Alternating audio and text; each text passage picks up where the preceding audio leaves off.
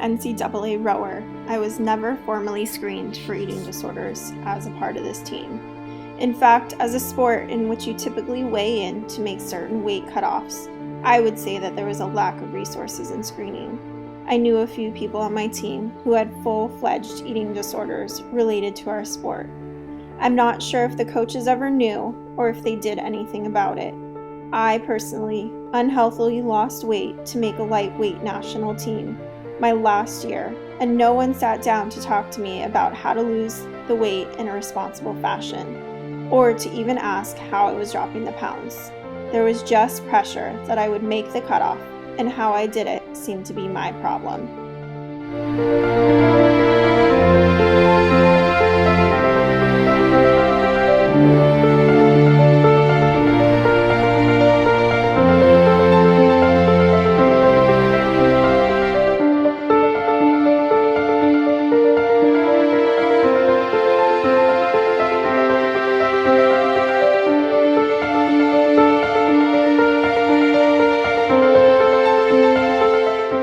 The DSM has actually about 7 or 8 categorical items, symptoms that define each of the eating disorders, but how we would understand them is anorexia nervosa would be a refusal or inability to maintain an appropriate weight. Bulimia nervosa is categorized by binging and purging episodes, and that could be binging and purging, purging by food, purging by laxatives, purging by exercise, which is actually a much less known or attended to method of purging. And then binge eating disorder would be just an excessive amount of caloric intake.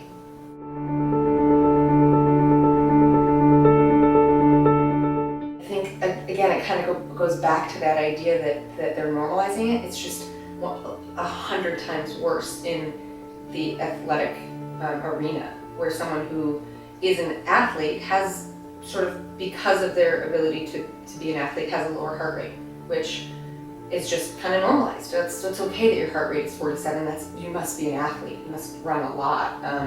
Or you have osteopenia. Well, you're a runner, so you might be calcium deficient. Here, take some calcium pills, as opposed to, are you actually feeding yourself appropriately, or are you over-exercising? Because our bodies aren't really meant to do that. Same thing with the amenorrhea, which I think is the biggest one. As an athlete, it's so many women don't get a period as athletes. They just don't get it. And I would be hard-pressed to find a physician that would really sort of categorize it as problematic initially with someone who's an athlete. So the nuances of someone who has disordered eating or disordered exercising behaviors are just in general missed, because we have these mythical understandings of what is normal for an athlete.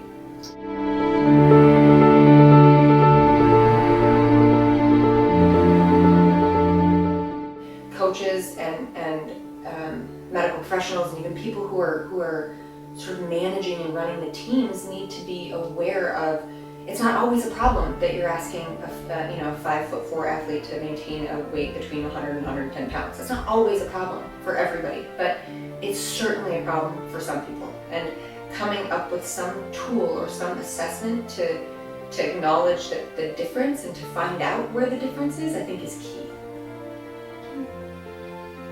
I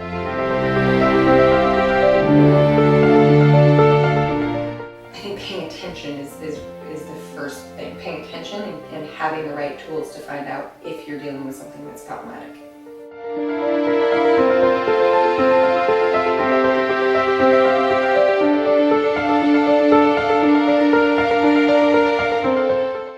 The SCOFF questionnaire asks the questions: do you make yourself sick because you feel uncomfortably full? Do you worry you have lost control over how much you eat? Have you recently lost 14 or more pounds in the last 3 months? Do you believe yourself to be fat when others tell you you are too thin? Do you feel that food dominates your thoughts? A score of 2 or more is a positive screen. Including the SCOFF questionnaire in the current Pre-Participation Health Exam that is already in place for NCAA athletes has the potential to drastically reduce the number of eating disorders among these athletes.